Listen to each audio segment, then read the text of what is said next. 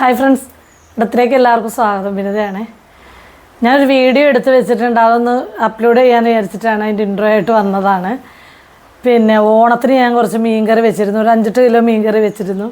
ഞങ്ങൾക്ക് ഓണത്തിന് അങ്ങനെ നോൺ വെജ് ഉണ്ടാവും എന്തെങ്കിലും ഒന്ന് കഴിക്കാൻ. എല്ലാവർക്കും ഇപ്പോൾ നോൺ വെജിനോടൊക്കെ ഒരു താല്പര്യമാണല്ലോ, അല്ലെങ്കിൽ പച്ചക്കറി മാത്രമാകുമ്പോൾ ഒരു മടുപ്പാണ്.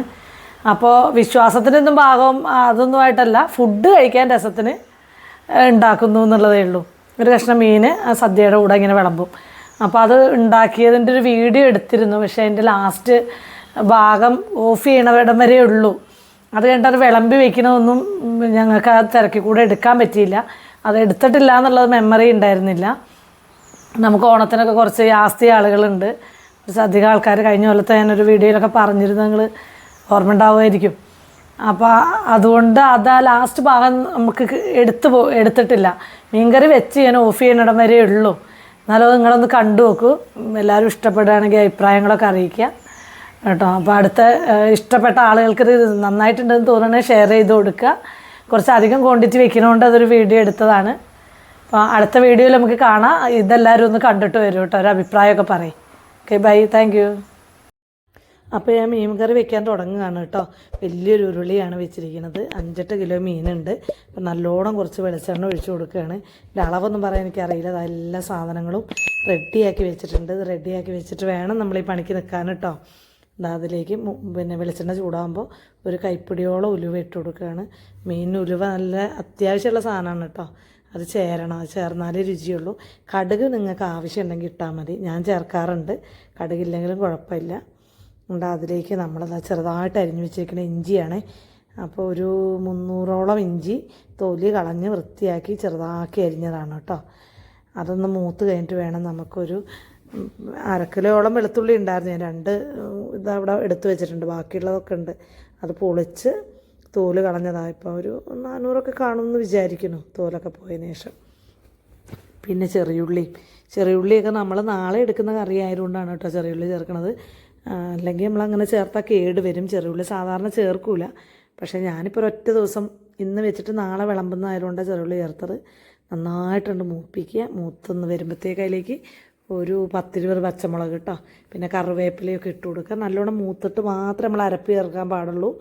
ഞാനൊരു 200 കാശ്മീരി ചില്ലിയും 250 അല്ലാത്ത എരിവുള്ള മുളക് പൊടിയും നല്ലൊരു ടീസ്പൂൺ മഞ്ഞൾപ്പൊടിയും കൂടെ പേസ്റ്റ് പോലെ ആക്കി ഇവിടെ വെച്ചിട്ടുണ്ട്. അത് നേരത്തെ കാണിച്ചതിനകത്ത് കണ്ടല്ലോ. അപ്പോൾ ഇത് മൂത്തിട്ട് വേണം നമുക്ക് അതിലേക്ക് അതും കൂടി ഇട്ട് മൂപ്പിച്ചെടുക്കാൻ. നന്നായിട്ട് കറിവേപ്പില ചേർത്ത് എന്നിട്ട് വലിയ സ്റ്റൗവിലാണ് വെച്ചിരിക്കണം. വലിയൊരു ഉരുളിയാണേ, ഇന്നലെ പോയി വാങ്ങിക്കൊണ്ടുവന്നതാണ് പുതിയ ഉരുളി ഇത് വെക്കാൻ വേണ്ടിയിട്ട്. അത് നല്ല കഴുകി വൃത്തിയാക്കിയൊക്കെ ഇങ്ങനെ വെച്ചതാണ്. ഓണത്തിന് നമുക്കിങ്ങനെ സദ്യയുടെ കൂടെ ഇവിടെ ഓരോ കഷ്ണം മീനും ഉണ്ടാവും.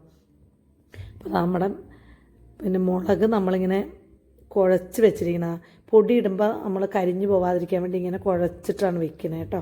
അപ്പോൾ ഇത് അതിലേക്ക് നല്ല എണ്ണ വേണം കേട്ടോ.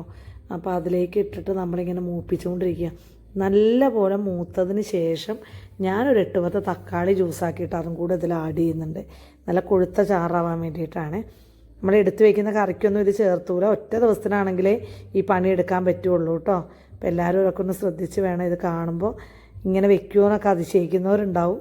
ഞാനിങ്ങനെ വെച്ചിട്ട് നല്ലതാണ്, അടിപൊളിയാണ്. അല്ലെങ്കിൽ ഇപ്പോൾ നമ്മൾ ഇത്രയും സാധനമൊക്കെ വെച്ച് കളയാൻ ശ്രമിക്കൂലല്ലോ. കുടംപുളി നമ്മൾ വെള്ളം തിളപ്പിച്ച് ആ സത്ത് മുഴുവൻ എടുത്തതാണ് കേട്ടോ. പുളിയല്ല ഇടുന്നത് കേട്ടോ. നമ്മളാ വെള്ളം മാത്രമാണ് എടുക്കുന്നത്. ഇത് പുളിവെള്ളം മാത്രം, കല്ലുപ്പാണ് ചേർത്ത് കൊടുക്കുന്നത്. എന്നിട്ട് നമ്മളിത് മിക്സ് ചെയ്തതിന് ശേഷം ആവശ്യത്തിനുള്ള വെള്ളമാക്കി മാറ്റണം. നല്ലോണം വെള്ളം ഒഴിക്കരുത്. ഒരുപാട് ചാറ് നമുക്ക് ആവശ്യമില്ല. സദ്യക്ക് നമ്മളങ്ങനെ വിളമ്പില്ല. ആ മീൻ കണ്ടോ, നല്ല വൃത്തിയായി കഴുകി വെള്ളം വാലാൻ വെച്ചതാണ്. 8 കിലോ മീനുണ്ട്. നമ്മൾ കടയിൽ നേരത്തെ ഏൽപ്പിച്ച് തരുന്നവരോട് നല്ല മീനിങ്ങനെ പരിപാടിക്ക് വേണമെന്ന് പറഞ്ഞിട്ട് പാകം വലുപ്പത്തിൽ ഒരു കഷ്ണിച്ച് തന്നതാണ്. ഇപ്പോൾ നമ്മൾ കുറച്ച് കായപ്പൊടി കൂടെ ചേർത്ത് വെക്കുകയാണ് കേട്ടോ. അത്യാവശ്യം കുറച്ച് വേണം കണ്ടോ. ഞാൻ ഇടുന്നത് എനിക്കൊരളവ് പറയാൻ അറിയില്ല, ഒരു വലിയൊരു ടേബിൾ സ്പൂൺ ഉണ്ടായിരിക്കും.